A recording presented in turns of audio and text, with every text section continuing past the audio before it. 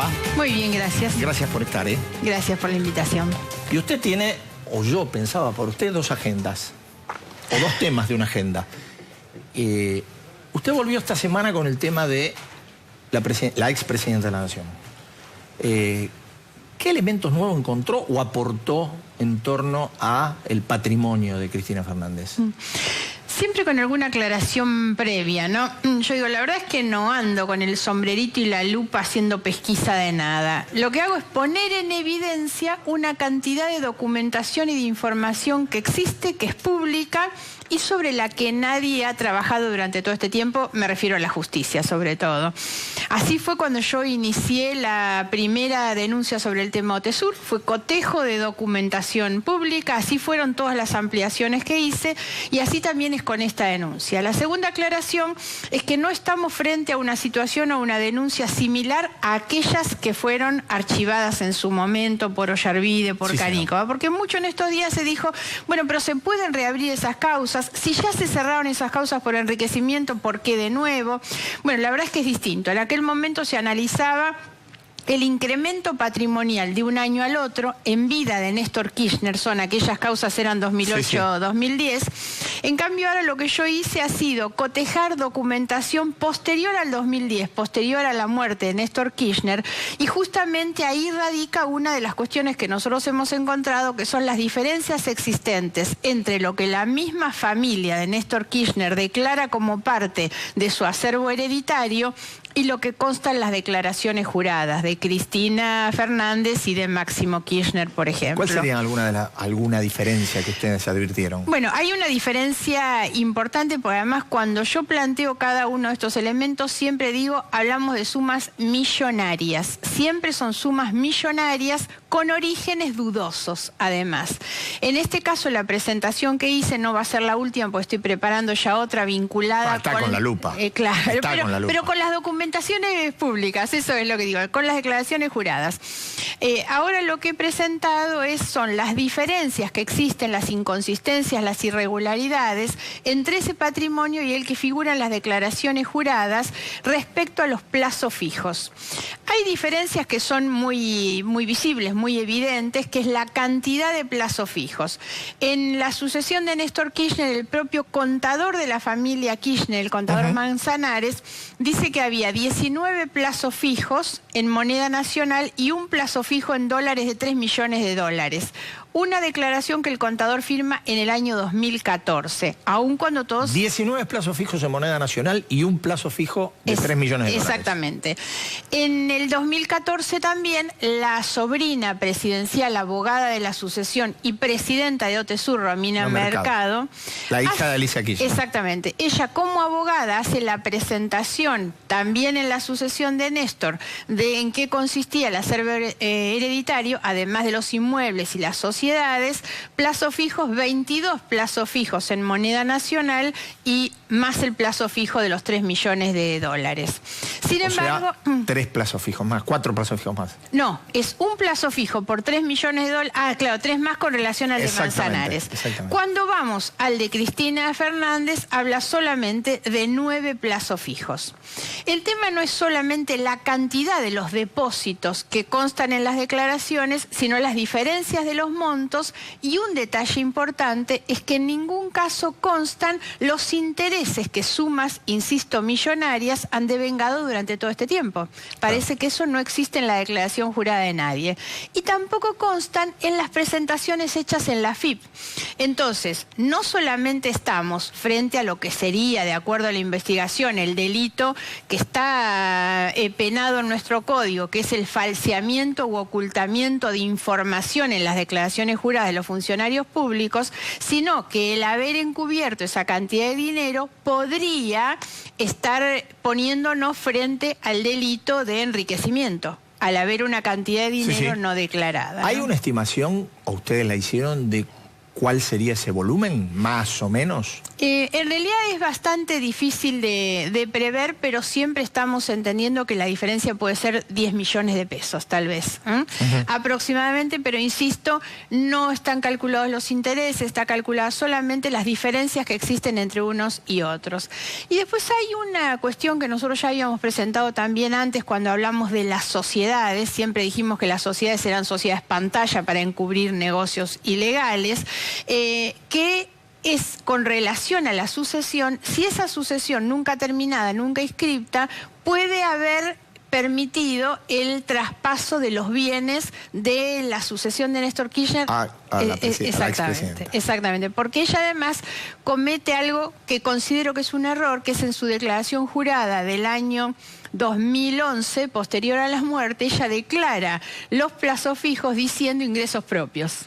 Y después aparecen como herencia. Pero eso entiendo que fue un error, digamos, yo no incluyo ese error como parte de la denuncia. Ahora, bueno, por eso lo que le iba a preguntar. Usted lo que está demostrando, más que errores, son inconsistencias llamativas. Muy llamativas, por eso voy a presentar también la que tiene que ver con los inmuebles.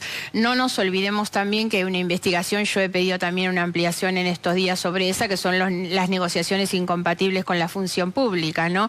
El Estado contratando las empresas hoteleras de la jefa del Estado, ¿no? Pocas figuras hay que puedan caer tan clarito en lo que se llaman las negociaciones incompatibles con la función pública. Y sin embargo así es. El contrato que tenía la presidenta por el cual cobraba de la empresa estatal Aerolíneas Argentinas era otro contrato en dólares. En la Argentina de nuestro tiempo, un contrato en dólares firmado entre la firma Aerolíneas y el hotel. Ahora, dígame, usted que ha estado siempre detrás de estos temas, sobre todo en los últimos años, ¿ha tenido posibilidad de hacer alguna comparación respecto de los dos últimos grandes ciclos peronistas de la década del 90 y en términos de cuál fue más gravosamente corrupto digamos, si hubo un estilo diferenciado entre aquel del menemismo y del kirchnerismo? No tengo duda que lo es Yo no había visto, por ejemplo, en casos como este último que cuento, que es una cosa tan directa y tan flagrante como la contratación directa que el Estado le hace pagándole. La última ampliación, iba a contar, a veces termina pareciendo como un chiquitaje, que es la contratación que la ministra de Industria hace de los hoteles de la presidenta para hacer eventos, como si no hubiera hoteles en realidad, ¿no? Es una cosa tan grosera que lo que da muestra, y esto está muy en relación con lo que ha pasado con la justicia durante todo este tiempo, No es casual, porque la cooptación del Poder Judicial y del sistema judicial ha sido uno de los objetivos más codiciados de este gobierno, del kirchnerismo, y eso tiene su explicación, porque todo esto solamente puede ocurrir bajo un manto de impunidad total. Siempre hay que tener conciencia que el problema más grave no es la corrupción en sí misma, sino la impunidad de los corruptos. Porque muchas veces se dice, no, corrupción hay en todo el mundo. Sí, claro, en otros lugares van presos, acá no, y realmente han contado con una impunidad brutal, garantizada en muchos casos por un poder judicial que ha terminado siendo muy funcional. Sí, de todos modos, no sé si le llama la atención a usted, a mí un poco sí, que terminada la transición, de pronto empiezan a aparecer decisiones que uno se pregunta por qué no aparecieron antes, ¿no? Tuvimos esta semana el caso Amado Vudú. Sí. En el caso Amado Vudú yo hago, si se quiere, una salvedad. El procesamiento que dicta el juez Lijo es un procesamiento clarísimo. El juez Lijo describe el delito de corrupción, describe la maniobra de apropiación de la fábrica de billetes. El tema son todos los que no lo quisieron leer. El tema era una presidenta que jamás le pidió a su vicepresidente un apartamiento de la función, teniendo un auto de procesamiento como el que tenía. Cuando uno lee el auto de procesamiento del Lijo en su momento, eso ya era un escándalo, como lo es el procesamiento de Granero y otros funcionarios por la causa de la efedrina que dicta la jueza Servini de Cubría. El problema es no leer esas cosas y seguir como si no pasaba nada. Por eso a mí cuando me decían tantas veces, bueno, pero usted insiste demasiado con obviedades, ¿cómo hablarle a la gente de la decencia? Y yo, bueno, en un país que tiene el vicepresidente en ejercicio, a veces presidente, procesado por coimero, ya no parecen tan obvias estas cosas. Y sin embargo yo siento que durante mucho tiempo la justicia, la política, la sociedad ha mirado para otro lado. Bueno, que hoy el juez Lijo diga, no señor, no puede salir del país, me parece que es un resultado natural, porque también siento que los jueces, los fiscales, han estado bajo una presión o si se quiere una autolimitación de sus atribuciones diciendo, bueno, pero estamos en contra de quienes se están ejerciendo por mandato popular de semejantes determinaciones. Bueno, hoy ya todos los jueces y fiscales saben y el año que viene tendrán mucho trabajo por hacer que ya no tienen esa limitación. Dígame, la última, lo más cortito que pueda. Yo sé lo que opinó usted del decreto para nombrar a los 2 miembros de la Corte. ¿Le satisfizo la rectificación? Sí, claro, por supuesto, me parece que es muy importante.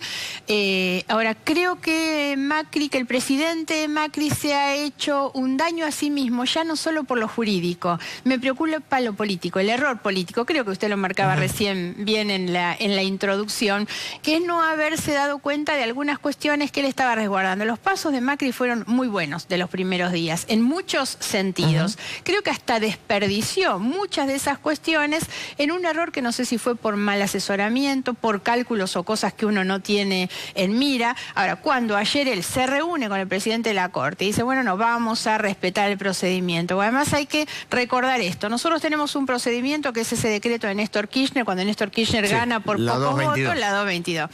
Yo que hubiera hecho, la verdad, en lugar de Macri, hago un homenaje a Néstor Kirchner, le pongo el decreto San Néstor, habilito el procedimiento que el decreto dice y cuando llego a febrero o marzo tengo al kirchnerismo acorralado y tienen que negociar. Hoy él les ha dado poder a ellos para pararse y hacerle creer a la gente que tienen todavía alguna pizca de republicanismo. Y me parece que ese es el error más grande, más en lo político que en lo jurídico. Le agradezco mucho. Gracias por la invitación. Felicidades. Igualmente para usted.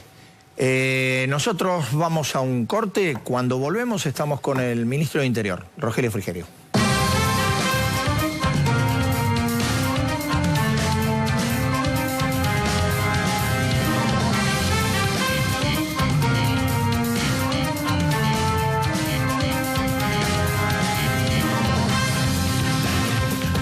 Cuando elegís un Fiat, también